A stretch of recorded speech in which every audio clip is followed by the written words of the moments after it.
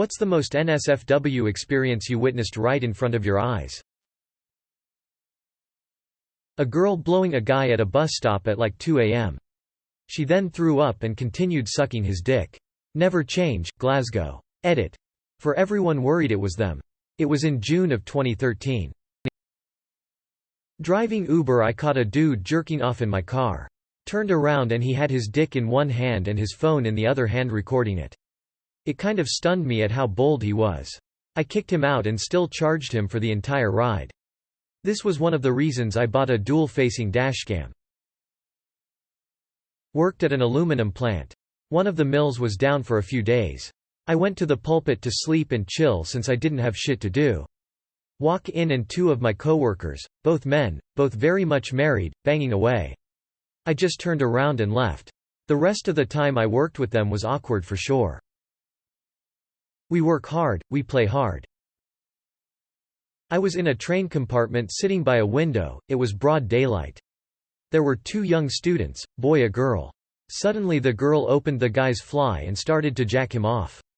I did not know how to react, as nothing like that happened to me before. Also, they blocked my way to the corridor. They did not even close the curtains, so the conductor girl passing by saw them too, and apparently did not know how to react as well. Then they got off on the very next stop. I think they did not have a ticket. Paramedic here. We see a lot of crazy shit as you can imagine, but one that stands out happened a few weeks ago. We got called to an opioid overdose. We got there, walked into a room that had 4 people plus the patient, 5 total. We started to work on the patient as it was obvious he had very minimal respiratory effort left. We started to ventilate the patient to reoxygenate the brain. We do this before administering naloxone, Narcan, as the patient tends to come back to in a much less aggressive manner. Anyway, 2 of the bystanders started arguing about something that we weren't concerned with. The argument continued to escalate until they were both shouting at each other. One of the bystanders that wasn't involved with the argument calmly placed a needle back into his ACF, inside of the elbow, and withdraw a syringe of his blood. He does this a second time with a second needle and casually place them both on the table and watches the other 2 arguing. He begins to say shut up to the others, but they aren't listening. He very calmly and casually picks up both syringes, dual wields, and squirts his blood into both their faces. The blood went into their eyes, mouth, nose. He very calmly then says, I told you to shut up and you didn't, so welcome to the world of hepatitis. Absolutely fricking disgusting. Edit. Wow, I wrote this then went to sleep, post-night shift, didn't think it would get this much attention. I will try and respond this morning. Clarification. Scene safety. The arguing was pretty tame while we were working on the patient, but we still wanted to move fast and get out. By the time the guy had squirted the blood, we had the patient on the stretcher and out of the room and in the adjoining hallway. We could still see into the room because the large entryway into the hallway. There were no doors to the living room, so we still saw and heard that happen. What happened after? We called our dispatch and told them what happened and they might want to send the police.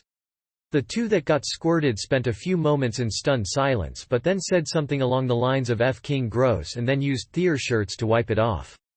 I am fairly certain I heard one say I've already got hepatitis court. I was pushing the stretcher out the door at this point, so can't be 100% on this. They didn't really react too much. Remember, these people have pretty much sedated themselves by this point. Fake story. That's okay, you don't need to believe me. There is a lot of shit that happens that I wouldn't have believed prior to starting this job. I too have heard the welcome to the word of before. I assume the person who squirted the blood has also heard it and that's why he said it. Driving on an interstate highway about 75 miles per hour when I see the car in the left lane start to drive a little erratically. As I passed the car on the right, I saw what looked like the male passenger finger banging the woman driving, who looked like she was having an orgasm.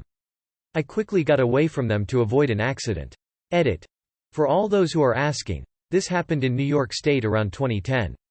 The only thing I can say about the couple was it looked like they were in their late 50s or early 60s. Ran into a burning house as a teenager. It was an old couple just a few houses down from mine. Got through the living room, into the dining area, but smoke started getting bad.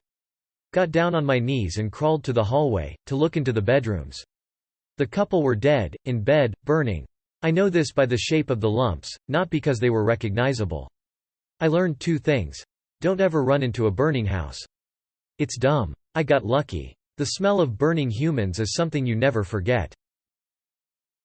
My gym is on the 2nd floor and has big windows facing the parking lot. One day I was standing at the window catching my breath and happened to look down. There, in one of the parked cars, were 2 of the other members completely naked and going to town. The woman's face wasn't visible, but she had a distinctive tattoo, so I immediately knew who they were. On the plus side, working out was really paying off for them as they both looked quite fit. Here's one of the funnier ones. I was doing a health and safety security patrol at a multi-day music festival, doing a walk around in a field used as a parking area. All looked well, so I stopped to have a breather when this naked guy pops out of some tall perimeter grass. He was very high, completely sunburned, and a ginger at that, and sporting a really huge boner. I mean big. Like a horsecock. And he asks me if I've got any water with me. So I walk over and find his equally high, sunburned, and totally nude female companion laying in the dirt, and she starts giggling her face off while thanking me for saving them. I had a supply pack with me, so I gave them each a bottle of water and tried to convince them to get out of the sun and seek shelter. But as soon as they downed the water, they started fucking right on the ground, right in front of me. So I proceeded to pull out my spray sunblock and explained loud and slow to them that I was going to spray them down, which I did while they continued their boinking. I finished up, left another bottle of water by them, and then walked a bit away to give them some privacy while I radioed the situation and location into the festival paramedics. I will never forget how big that boner was, and I hope it was spared peeling from that terrible sunburn. Ouch. In a club in Berlin, Germany. It was quite sex-positive. A woman in her 30s sat her down next to me on a weird chair and we started chatting. At some point during the conversation a man kneeled down in front of her and started to fist her, consensually. She didn't break eye contact. She didn't even flinch. She just continued the conversation like normal. I had no idea how to deal with that and didn't want to be rude, so we continued the conversation and I tried to ignore the man who had half his arm in her vagina. You were speaking to a very sophisticated hand puppet. LMAO. You didn't want to be rude. I worked the night shift and had just returned home around 4:30 am and went to check the mail. My GF and I round the corner and see a girl bent over on top of a car getting railed by a guy. We immediately turn around and walk to my door, but then have second thoughts to turn around and check if she's okay and not being attacked or anything. Turns out she is a coworker and she was definitely very okay with what was going on. Lol, in my mind y'all made eye contact and she noticed your worried gaze, so she gives you a thumbs up and you do the same and walk away whistling. Work colleague was using the cardboard compactor jammed, so the Muppet climbed into the still powered on compactor and started jumping and stamping on the cardboard sticking out. Super NSFW, and he's lucky he was noticed before anything terrible happened. A coworker, just before quitting, took a shit in their cubicle.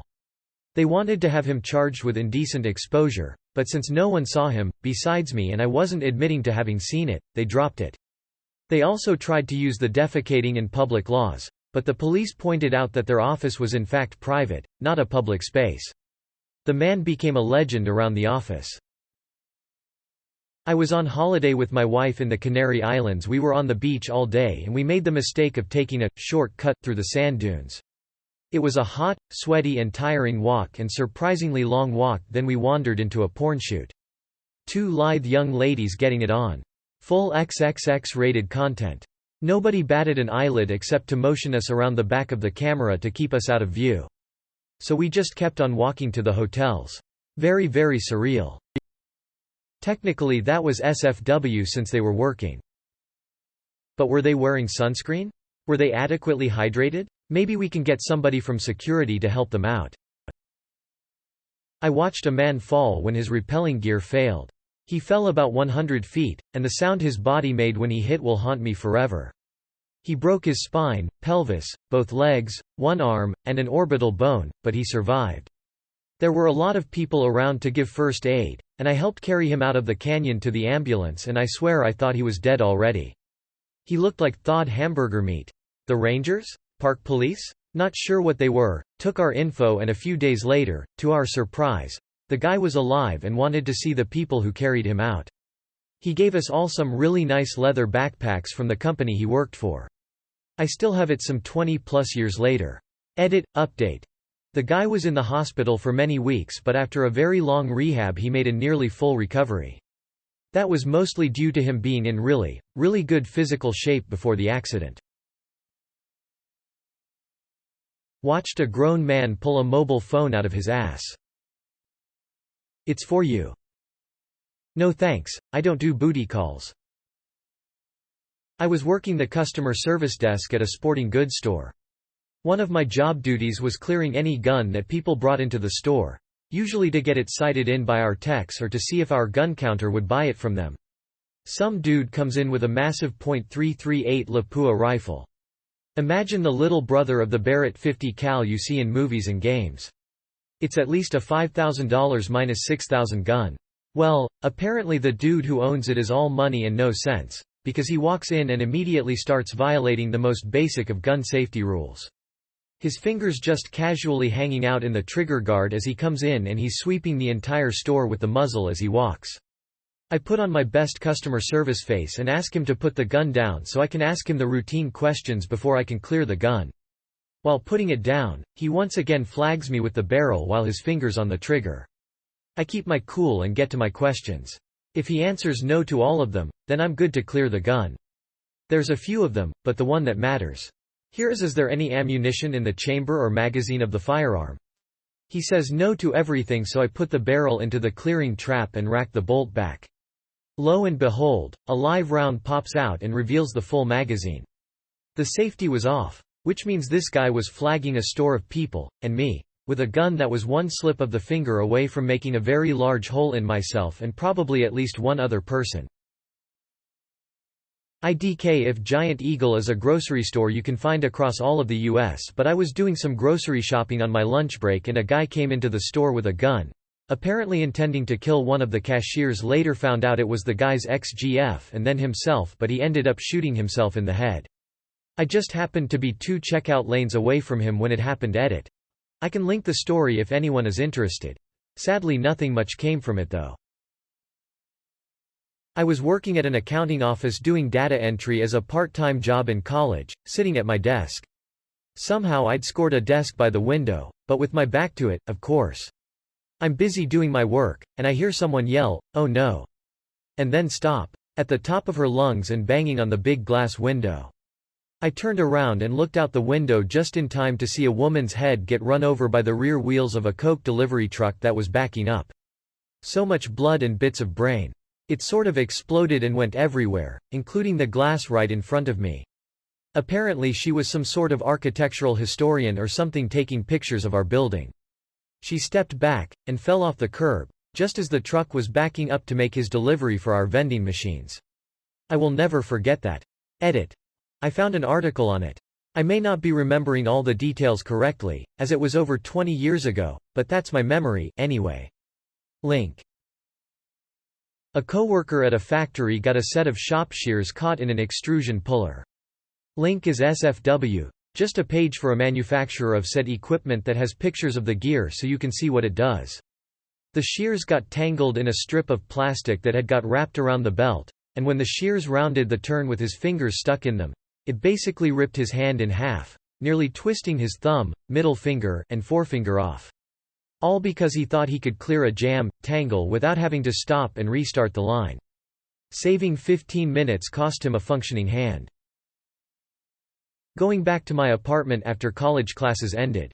Homeless people fucking right outside my apartment complex by a tree. I try not to make eye contact. Hey, you wanna join? No thanks. Have a good night. How considerate of them. My faith in humanity is restored. It was the Friday evening of Jazz Fest in New Orleans. I remember it was Friday because so had work and tickets to go on Saturday. I head down the corner bar, which is across town from the fest. Within minutes after I get there, this randy, sunburned couple who come in hooked at the mouth. Just tongue blasting each other's face whole. They peel off long enough to order a drink and head to an open table that's under the dartboard. The 4 guys actively playing were like, "Don't sit there," but they shrugged it off and say anyway. The guys kind of looked at each other and kept throwing darts. My thought was that would encourage them to move. They didn't. The guy makes a move and starts fingering the woman, and the bartender yells at them to take it outside. The woman finally stands up after being asked several times to knock it off. Just as she's standing, one of the guys throws his dart and hit her right in the earhole. It was sticking out of the side of her head like a prop. She screams this pain-shocked, wild scream and runs outside.